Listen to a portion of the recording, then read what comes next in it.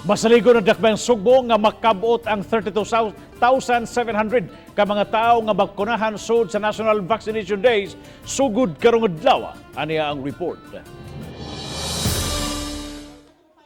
Gibahin-bahin sa 80 ka barangay ang 32,700 ka mga tao nga gitarget nga mabakunahan matag adlaw sugod karong adlaw hangtod na sa Disyembre 1. Anatay 32,700 ang atong target daily, no? Munang kanang 32,700 ato nang gi-distribute sa 91 ka sites nato.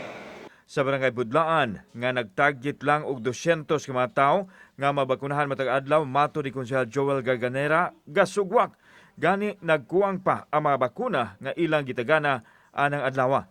Sa barangay Suba nga matod ni Dr. Jeffrey Ibones, ang Pangulo sa Cebu City Vaccination Center nga usa sa labing ubos nga barangay, minus lang sa 40% sa ilang populasyon nga nabakunahan.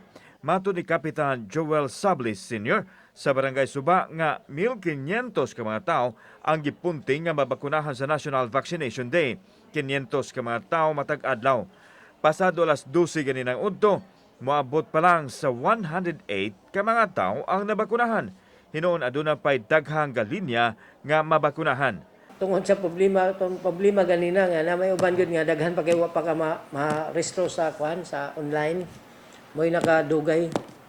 Miabag na ang magkawani sa mix system sa City Hall sa pagpasayon sa pagpamakuna sa barangay Suba. 13 na usab ka mga mulupyo sa barangay ang gibalibaran tungod sa nagkalain-laing palatian. Sakit sa goiter, taas ka presyon sa dugo, nagsabak, gisipon, gihilantan o gihubak.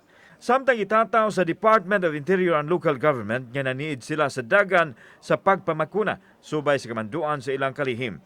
Apan nagdumili pagtataw kung aduna ba'y sanction nga ipahamtang batok sa mga barangay nga mapakyas pagkabot sa target nga mabakunahan.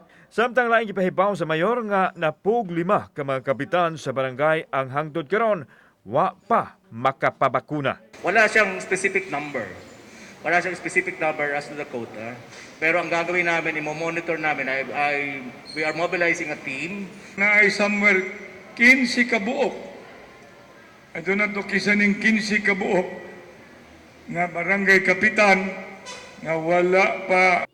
Kauban si Cleofer Lumayag, ako si Alan Domingo. Balitang Bisdak.